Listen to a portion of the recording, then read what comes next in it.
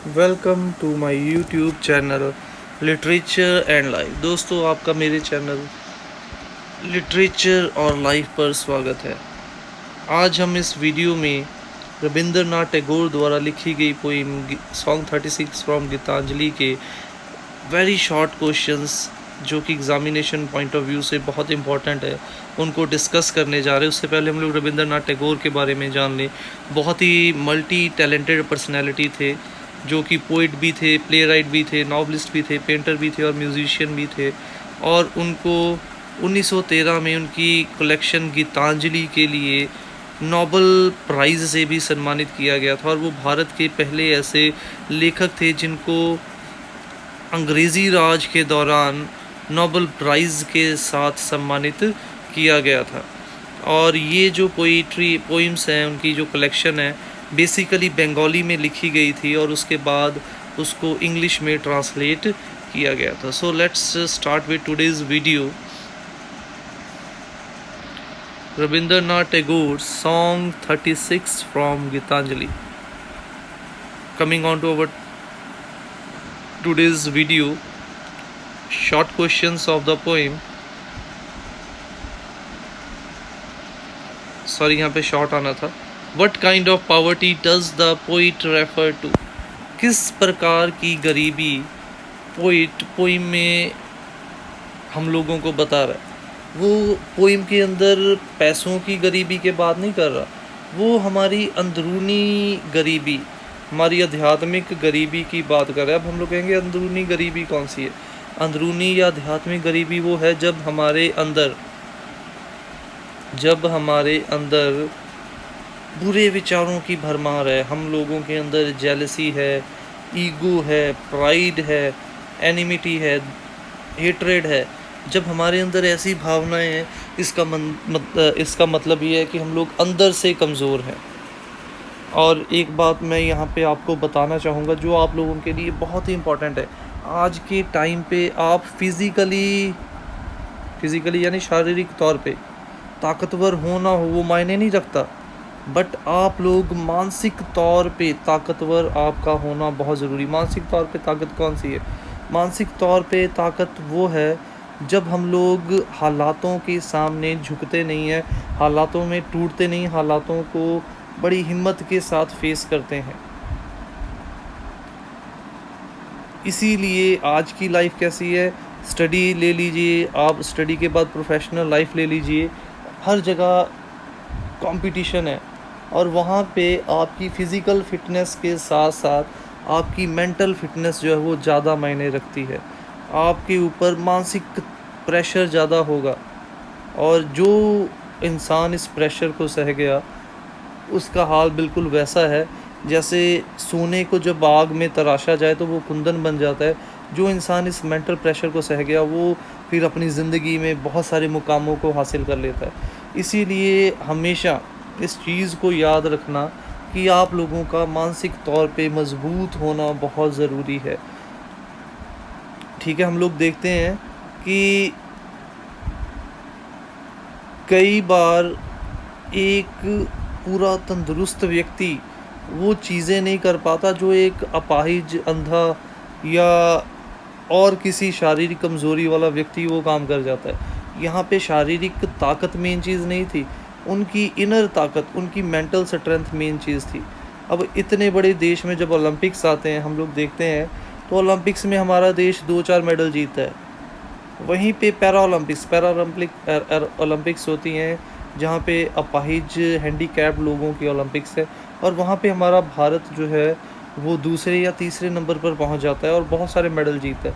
वहाँ पे ये देखने की चीज़ है, वो लोग अपाहिज होने के बावजूद भी हिम्मत नहीं हारते, पार्टिसिपेट करते हैं अलग इवेंट्स में और देश का मान सम्मान बढ़ाते हैं। तो इस प्रकार से अगर हमारे अंदर इनर स्ट्रेंथ होगी तो हम लोग अपने अपने करियर्स में बहुत आगे जा सकते हैं। तो coming on to our answer, the poet here refers to the inner poverty, यहाँ पे पॉवर्टी आना है, of himself and almost of all the human being. The poet is actually telling about his poor mental, physiological and spiritual development. Poet अपनी अंदरूनी गरीबी की बात इस पोइम में कर रहा है, और वो गरीबी जिन भावनाओं के मैंने जिक्र किया है, किसी के साथ जेलसी करना, घमंड, ईगो, प्राइड, हेट्रेड, नफ़रत, एनिमिटी, ये लगभग हर एक इंसान के अंदर मौजूद है। तो पोइट यहाँ पे उस कमज़ोरी की, उस गरीबी की बात कर रहा है जो केवल पोइट के अंदर नहीं बल्कि हम सब लोगों के अंदर मौजूद है। Poet is actually telling about his poor mental, यहाँ पे वो अपनी कमज़ोर मानसिक, फिजियोलॉजिकल एंड स्पिरिचुअल और आध्यात्मिक, अपनी अंदरूनी और अपनी अंदरूनी कमज़ोरी और अपनी मानसिक कमज़ोरी और अपनी आध्यात्मिक कमज़ोरी के बारे में पोइट बताता है, और उसे दूर करने के लिए वो भगवान से प्रार्थना भी करता है।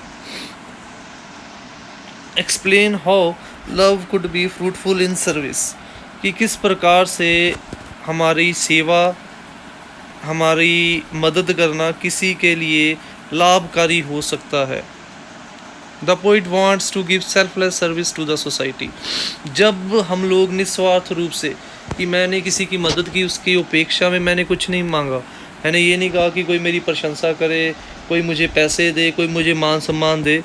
जब हम लोग निस्वार्थ रूप से समाज की सेवा करते हैं तो हमारी जो सेवा है वो फ्रूटफुल हो जाती है, तो वो फलदायी हो जाती है, वो वाकई में सेवा गिनी जाती है। और पोइट भी ऐसी निस्वार्थ रूप से जो सेवा समाज को देना चाहता है। More over he wants strength from God to provide service to all the people of the world without any discrimination. और वो किसी खास वर्ग के लिए, अब अक्सर हम लोग देखते हैं कि समाज सेवी संस्थाएं बनी हैं, बट वो क्या करती हैं, वो अपनी कास्ट, अपने रिलीजन से रिलेटेड लोगों की ही मदद करते हैं। बहुत सारी संस्थाएं ऐसी हैं जो हिंदू हैं तो हिंदू की हेल्प करती हैं, सिख है तो सिखों की ही हेल्प करती हैं।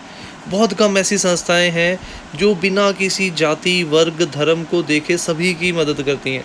और ऐसी संस्थाओं की हमें ज़रूरत है, ऐसे लोगों की हमें ज़रूरत है। और पोइट भी यही चाहता है कि वो सबकी निस्वार्थ रूप से, बिना किसी भेदभाव से सेवा और मदद करता रहे। Next question, the poet wishes to raise his mind about daily trifle, what according to you be daily trifle. Poet रोज़ाना के छोटे मोटे झगड़ों के कारण से ऊपर उठना चाहता है। आप हमारे मुताबिक पोइट पूछ रहा है डेली ट्रिफल क्या है। According to us all the narrow and cheap thoughts that prevent us from healthy and proper relationship with others can be considered as a daily trifle।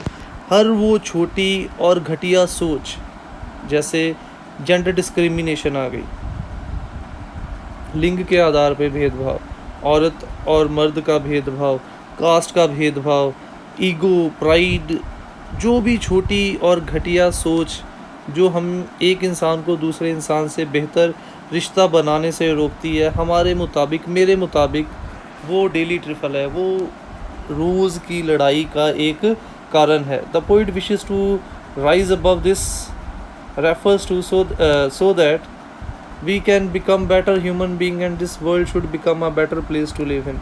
Poet इन चीज़ों से ऊपर उठना चाहता है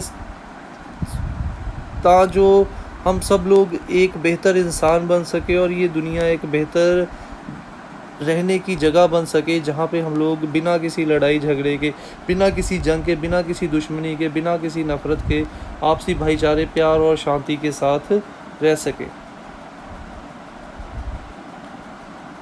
coming on to our last question, what are the only two thing that poet wish not to do. कौन सी ऐसी दो चीज़ें हैं जो पोइट नहीं करना चाहता, जो भगवान से प्रार्थना करता है कि वो चीज़ें उसके अंदर कभी ना आए।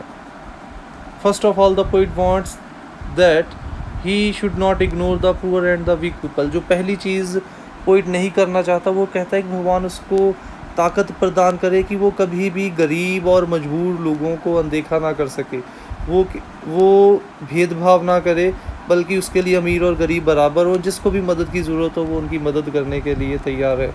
दूसरी चीज़, secondly the poet wants that he must not bow before the powerful, rude and insulting people. दूसरी चीज़ ये कि वो शक्तिशाली, ताकतवर और दूसरों को इंसल्ट करने वाले या दूसरों को दबा के रखने वाले लोगों के सामने कभी झुके ना, उसका सर भगवान के अलावा किसी और चीज़ के आगे कभी भी ना झुके। So that's all for